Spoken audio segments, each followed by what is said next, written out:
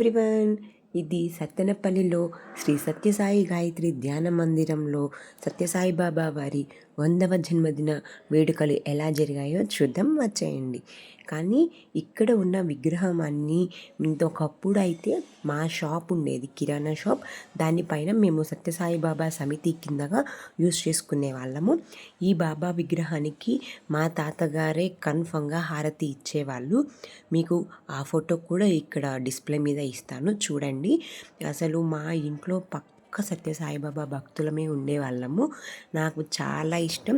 So నా name కూడా మా తాతగారు అలానే కలిసి రావాలని నా నేమ్ కూడా సత్యసాయి గాయత్రి అని పెట్టారు. మా సత్తెనపల్లిలో అయితే ఇది సత్యసాయి గాయత్రి ధ్యాన మందిరంగా ఇప్పుడు ఉన్న సమితిని అలా చేశారు. నాకైతే చాలా బాగా నచ్చుతుంది.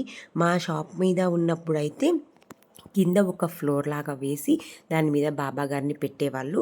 ఇప్పుడు చూడండి ఇలా కిందక ఫిట్ చేసి ఉంది. మా తాతయ్య గారు ఎన్నోసార్లు బాబా గారిని కలిశారు.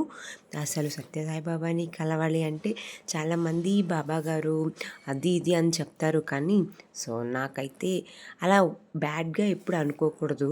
నాకు బాగా నచ్చుతుంది. అసలు బాబా గారి ఉయ్యాలలో చూడండి ఎలా ఊపుతున్నారో. తనకు కూడా ఒక పల్లకి సేవలాగా అన్నమాట. ఇప్పుడు తన 100వ బర్త్డేని మాత్రం చాలా గ్రాండ్గా చేశారు. పుట్టపర్తిలో మాత్రం చూస్తే మీకే అర్థమై ఉంటుంది ఎంత గ్రాండ్గా చేశారో అనేది. ఒక్కసారి మీరు కూడా చూడండి. సత్తెనపల్లిలో ఉన్న ప్రజలైతే మాత్రం ఒక్కసారి వెళ్ళి సత్యసాయి బాబా గాయత్రి ధ్యాన మందిరాన్ని చూడండి. సో అందరికీ అవైలబుల్గా గురువారంలో, ఆదివారంలో సత్యసాయి బాబా భజనలు జరుగుతాయి. ఇప్పుడు సత్తెనపల్లిలో కూడా అఖండ భజనలని చాలా పెడుతున్నారు. మీకు కుదిరినప్పుడు వెళ్ళి స్వామివారిని దర్శించుకోండి. పుట్టపర్తిలో అయితే ఎంతోమంది దేశ నాయకులు, ఎంతోమంది క్రికెటర్సు, ఎంతోమంది పెద్ద పెద్ద సింగర్సు అందరికీ బాబా గారి ఆశీర్వాదాలు ఉన్నాయి కూడా.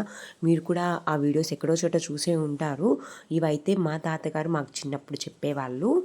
సత్తెనపల్లిలో అయితే పార్క్ ఏరియాలో ఇప్పుడు సత్యసాయి బాబా సమితి ఉంటుంది. ఒకప్పుడు మా షాప్ పైన ఉంది అని చెప్పాను కదా. సో మా తాతయ్య గారికి షష్ఠి పూర్తి కూడా మేము అక్కడే చేసాము. చూడండి, నేను ఆ ఫోటో కూడా షేర్ చేస్తాను. So thank you for watching. Please like, share, subscribe.